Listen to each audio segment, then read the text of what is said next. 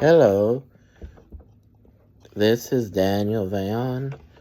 Welcome to part 2 of my bonus video where I talk about the Battle Royal. And this episode is about the rest of WCW World War 3, the first World War 3 Battle Royal. And I still believe that the setup for the match was perfect. But we're not here to talk about the setup, here to talk about the match itself and how long it took everybody to be eliminated.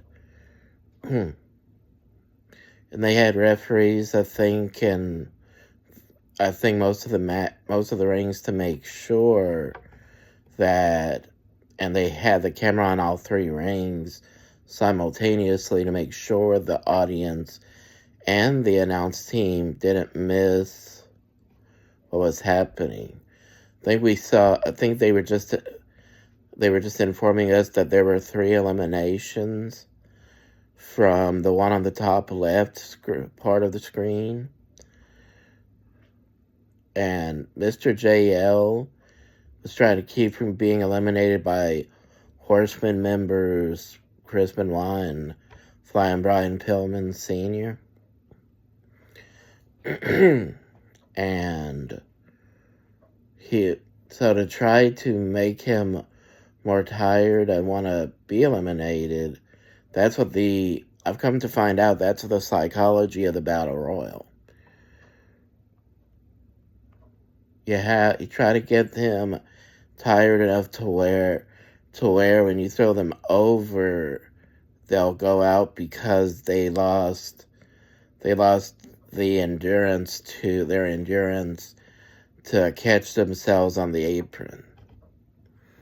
That's what I've come to find out about. Okay, I think Paul Orndorff was just eliminated from the top left side, from the ring that's on the top left hand screen.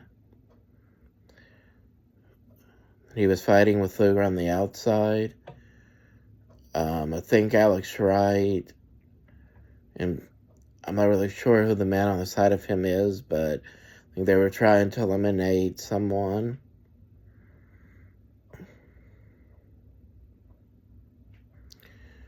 Sting and Brian Knobbs were arguing one half of Harlem Heat. Think of Stevie Ray. Another ring, you could see Diamond Dallas Page hitting a masked man with an eye rake or something like that.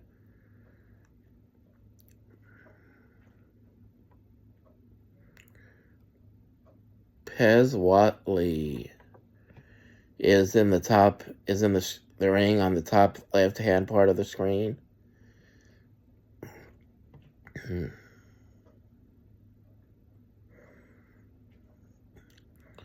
Pat Tanaka, I believe, they're trying to eliminate him, the top right-hand part of the screen.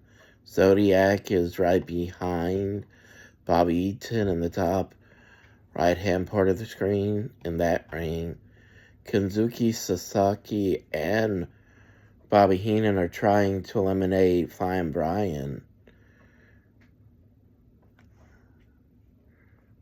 I honestly believe Luger was eliminated, so I don't know why he was standing outside the ring. David Taylor from the Blue Bloods is trying to eliminate Alex Wright.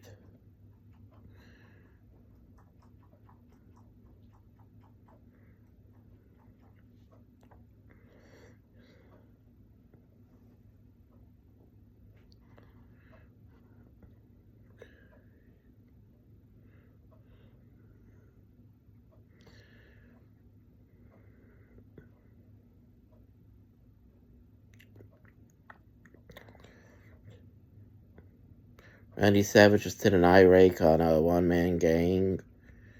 Haystacks Calhoun was almost eliminated right there.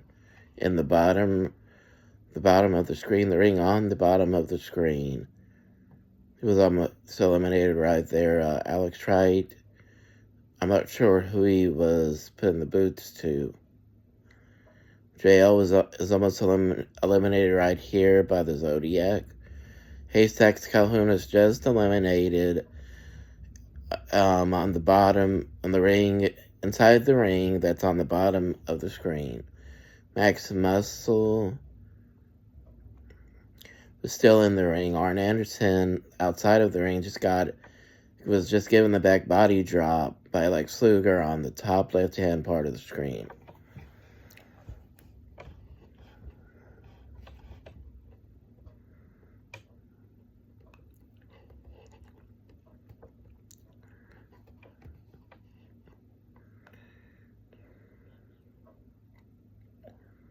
So far, it looks like we have a few eliminations that have not been recorded. Okay, Lex Luger was not eliminated. He just threw Arn Anderson back in the ring, so he must have not been eliminated. However, I think a big man in a long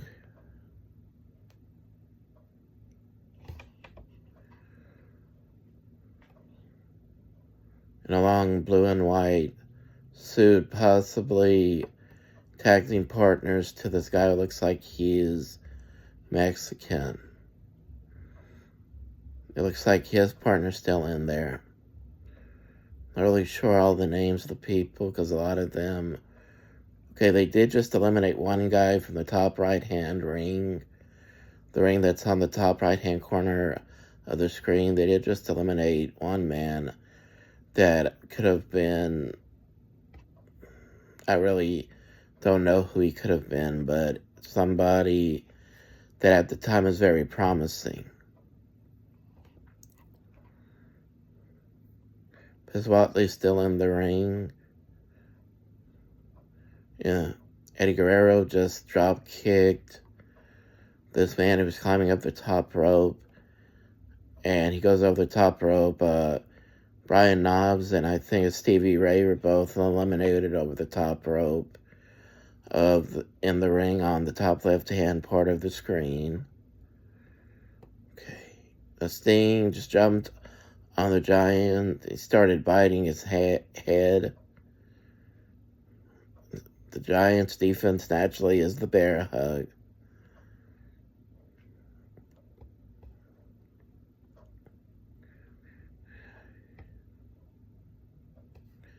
Pez Watley and I think Alex Wright were eliminated.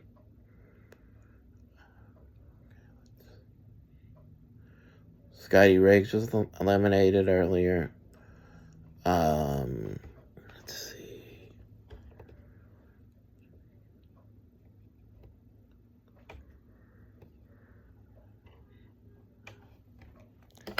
Okay. All right.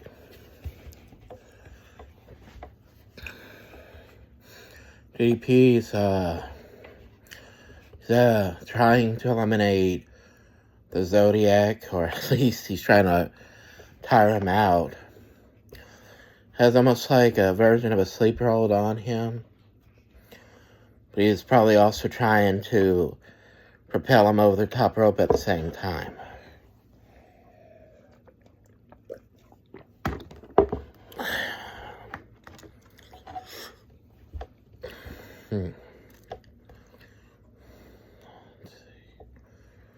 Okay.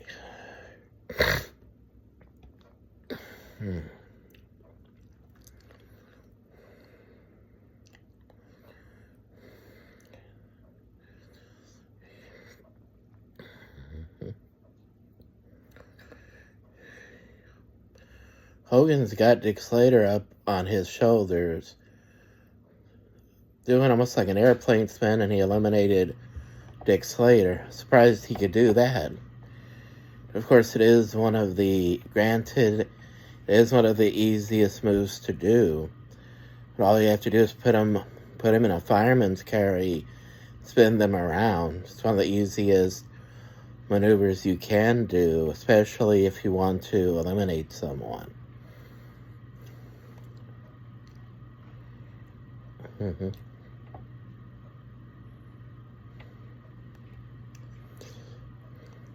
Mm.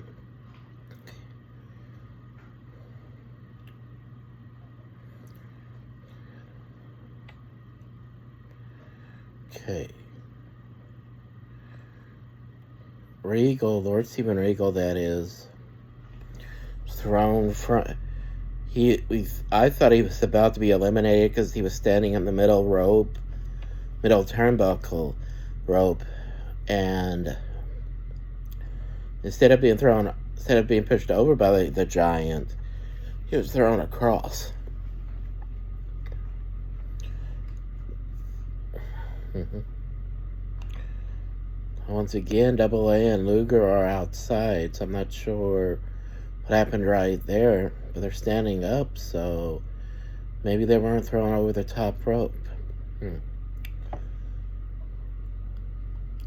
As chaotic as it looked, it also is very fun to me to watch a match like this, because the Battle Royal has always been one of my favorite matches. So I'm glad I chose this match as a bonus video. I'm glad that I chose gimmick matches as bonus videos, because there are so many different gimmick matches. And by the way, Scott Flash Norton was just eliminated over the top rope from the ring in the top right part of the screen.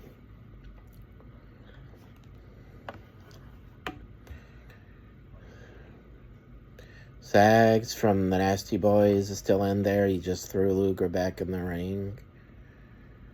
I think Jim Duggan is in that ring with him. Ric Flair, I think, is in that same ring. He just got hit by Hogan, but it wasn't an official elimination. Pillman's getting into that ring. Okay.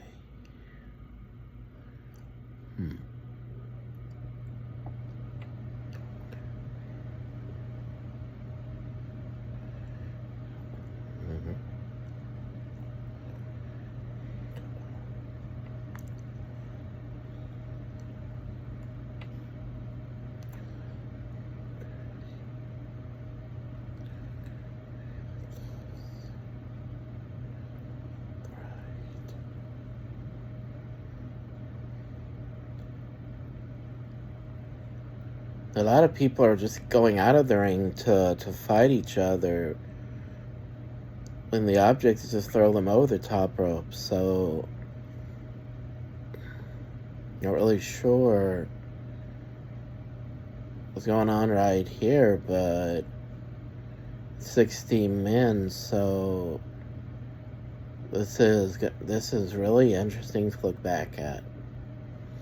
One man gangs outside of the ring, choking Hogan, helping the Zodiac and Kevin Sullivan, who they were all in a group together, the Dungeon of Doom, so they were all teaming up on him, because their goal from day one was to try to eliminate Hulk Hogan from WCW.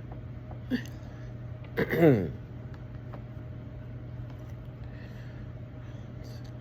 what's interesting to me is that the boots, the knee pads, and the tights that Ric Flair wore in this match, not only did I used to have an action figure with the colored tights and knee pads and boots that looked just like that he was wearing, but they reissued that entire set for his last match a few years ago, when he and his son-in-law went against Jay Lethal and Jeff Jarrett. And what I learned from just the Instagram story from promoting that match was how, I would always think to myself, are those long bootlaces? And sure enough, they were. By the way, Joey Maggs was just eliminated from one of the rings. Anyway, going back to the story,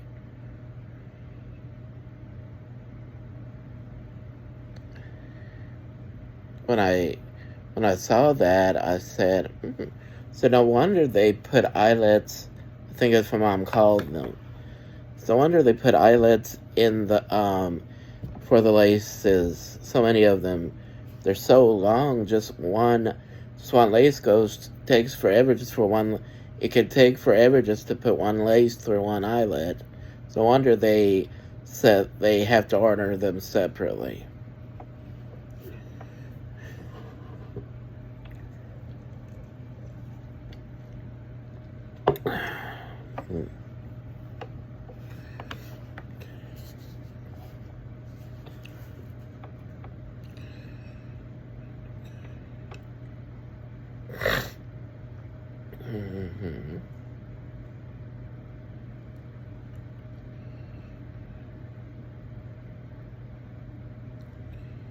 Okay, I thought Big Bubba was about to be eliminated right there, but he landed on his feet on the apron, so he's still in there. He's still in the match.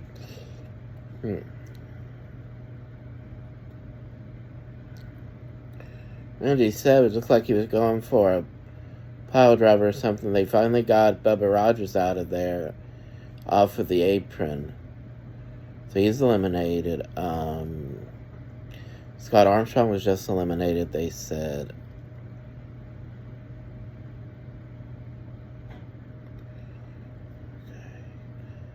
I don't know who that was, but I believe it was Jim Duggan and, okay, it was Jim Duggan who was just eliminated from from that ring.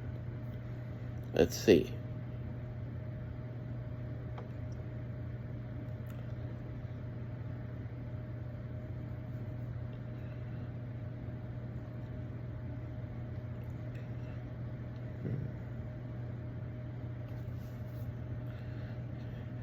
Okay, Disco Inferno was finally eliminated by Hawk. Road Warrior Hawk, that is. Let's see.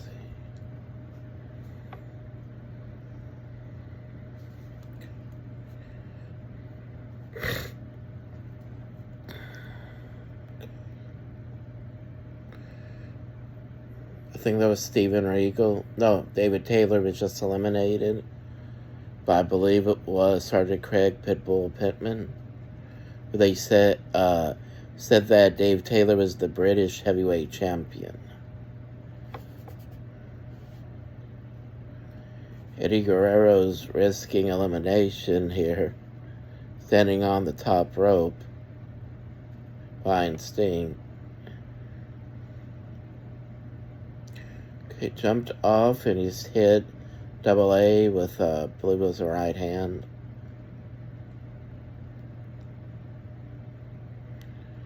Okay. Booker T. Ooh. Booker T and I think he and Sag, yeah. They were thrown over the top rope and they fell out to the floor. So yeah, they're both eliminated and they're fighting with each other.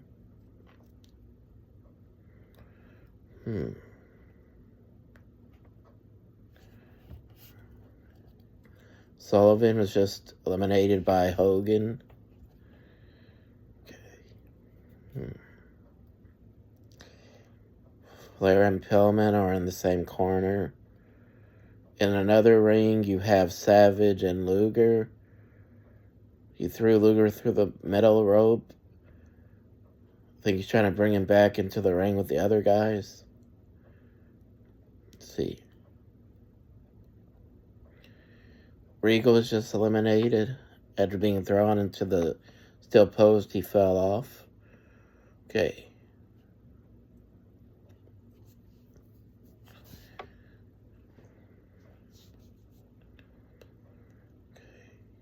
Eddie Guerrero just drop kicked Haku or Ming in this company. Devin Dallas Page just pulled over Johnny B. Bad, alias Mark Miro, out of the ring, who he had just lost his rematch for the TV title earlier in the night. Sergeant Craig Pitbull Pittman was just eliminated. You got him to find out, going back to Miro and DDP. Come to find out, the whole time they did this on-screen rivalry for the TV title, and even lost. By the way, Chris Benoit was just eliminated from the match, and earlier in the night when they faced each other for the TV title, he also lost his wife Kimberly as a manager to Johnny B. Bad. So the whole time this was happening, they were friends the whole time. I thought that was interesting. They were not just good friends, they were close friends. That's why it's amazing to me. It's like, although I can understand it in theory, being close to someone despite facing them, when you have that kind of story, it shows even more how much trust there is between the two of them. I had always told my mom myself that if I had to choose an acting between, if I was to act in anything, if I had to choose between pretending to fight a friend and pretending to be in love with a friend, I think I'd prefer to pretend to fight with a friend because it's easier to pretend to hit someone than anything else.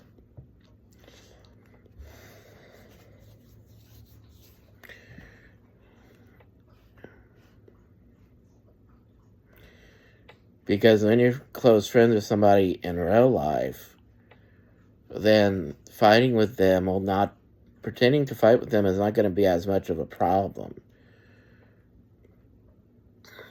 But if you pretend, like for instance, I'm straight, so I would not want to pretend to be in love with my best friend because I'm straight, and I know that if you're not homosexual yourself, that kind of action on screen would be seen as having something against homosexuals. But to be honest with you, just pretending to do that, I would not feel comfortable because I'm not anywhere close to being homosexual. I respect their right as an American citizen. I respect their right to date, or their freedom to date people that they're attracted to. But I would not want to do that as an actor if I was to act in anything, because it would be too hard to try to pull off. It's easier to imagine pretending to slug someone you love, because all you really have to do is just do like that, and you just do it quick. You do it quickly, you do it quick enough to where it looks like you're hitting them. However, you do it in a way that they barely feel it. So that's why I would prefer doing that. If I was to do traditional acting, that would be what I would prefer. Just because it would be easier, and it wouldn't be offending anyone, because the story would be simple. Brian Pillman's Sting was trying to eliminate Brian Pillman, got cut off by Hugh Morris. Hawk was just knocked down by Haku, I believe. Haku is just eliminated by the one-man gang. Beauty part of this is it's every man for himself, so even alliances don't last. Okay, Paul Orndorff was not eliminated earlier. He He just tried to eliminate Hogan. Sting's giving the right hands to Flair in the corner. Flair just executed the atomic drop, inverted atomic drop on Sting.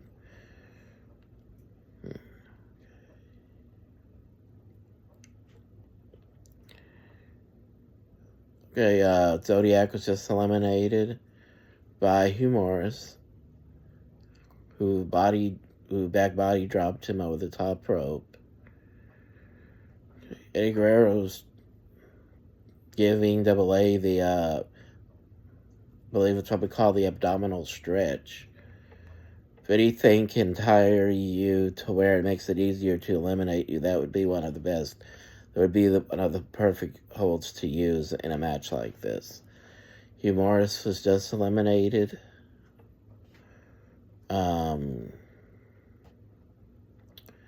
The Giant looks like he's the only member of the Dungeon of Doom still in the match.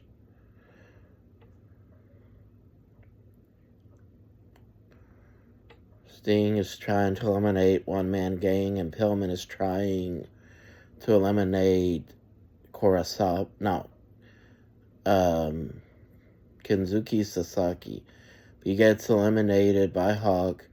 Hawk is almost eliminating his Japanese partner, Kenzuki Sasaki, who is known as Power Warrior in Japan. So he could be trying to help him back in the ring. Let's see.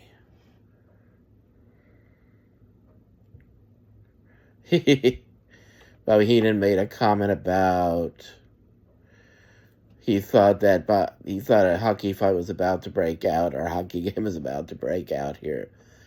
Sasaki and Hawk were both eliminated together by Hogan, who eliminated Hawk.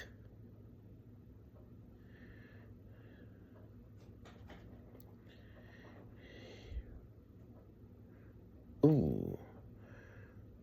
That Stinger splash to the Giants almost eliminating Eddie Guerrero. Ooh, that one did eliminate Eddie Guerrero. Oh no, he's still in the match.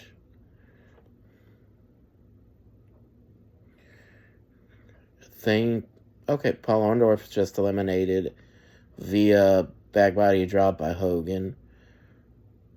One Man Gang is another member of the Dungeon of Doom. He's still in there trying to eliminate Hogan. Hogan's going for an abdominal stretch. Okay. Eddie Guerrero saved himself from elimination. He even blocks Arn trying to put his head into the turnbuckle pad. He puts Arn's head into the turnbuckle pad himself. Missile drop kick knocks down Arn Anderson. Let's see. Ric Flair goes for the figure 4. Okay.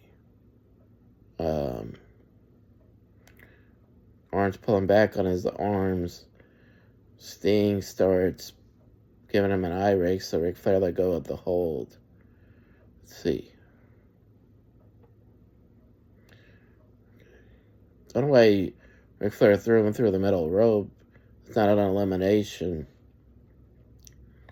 Scoop slam by the Giant. Randy Savage coming up. Irish whip by Arn Anderson. Spine buster.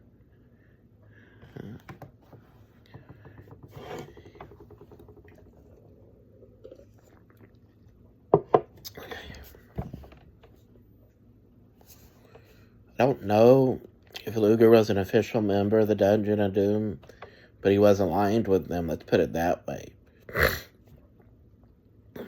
So as far as official members go, there's only 2 official members of the Dungeon of Doom in the ring, in the match. Stinger splash to Flair. Right hand by Sting. Stinger splash to Arn Anderson.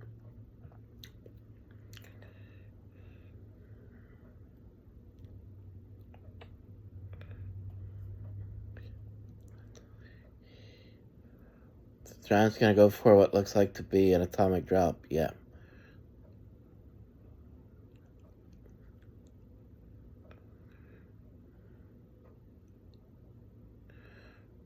Was Luger eliminated here?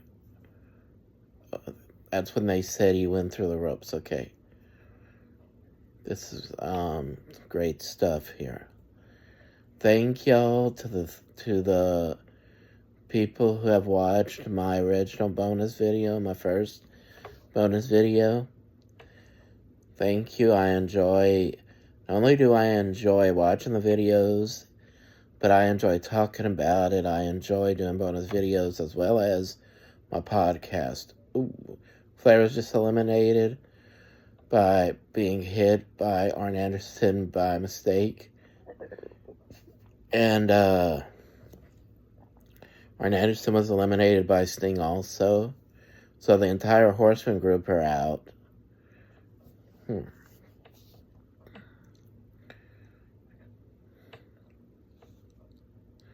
see. I have about 6 men left in the match. Okay. Looks like Hogan and Savage are trying to eliminate one-man gang. Luger and Sting are trying to eliminate the Giant with the clothesline because they probably got him to the rope. Okay. They're slowly eliminating the Giant. So Hogan eliminates all three of them. Okay. Hogan's pulled from out of the rope by the Giant, so the referee thinks he's been eliminated. They call as the one-man gang was being eliminated.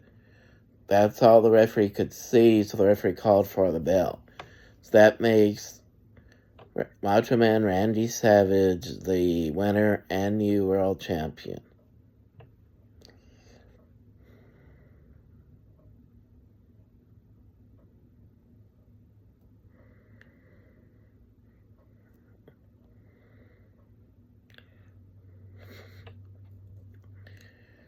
The referee didn't see it, and I don't think Macho Man saw it. No, Macho Man couldn't have seen it because the referee was in between. The referee, Randy Anderson, was between Savage and the one-man gang during that elimination, so there's no way Randy could have seen Hogan be tripped and pulled out of the ring. So that meant that Randy Savage was the new world champion based off of that ruling.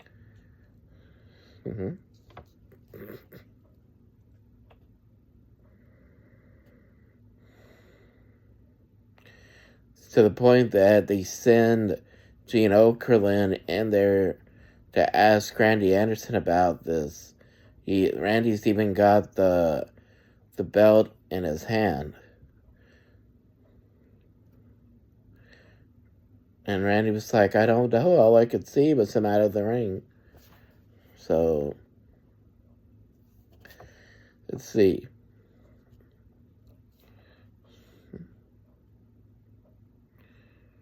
So, Randy Savage takes the belt, holds it up.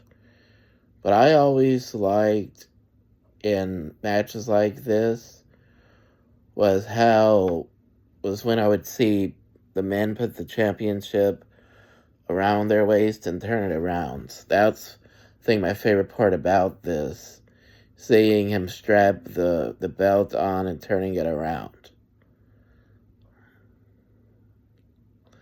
And when you see him put it on and turn it around, you'd see why they need to do that, because it is I can tell you from having the old-fashioned replica belt of the Intercontinental title, I can tell you just how hard it is to strap the title on, because of how hard it was for my uncle to strap it on him, and I took a picture of him with it. So that's what I want to say about that. Hope y'all enjoy this. Thank you, and goodbye.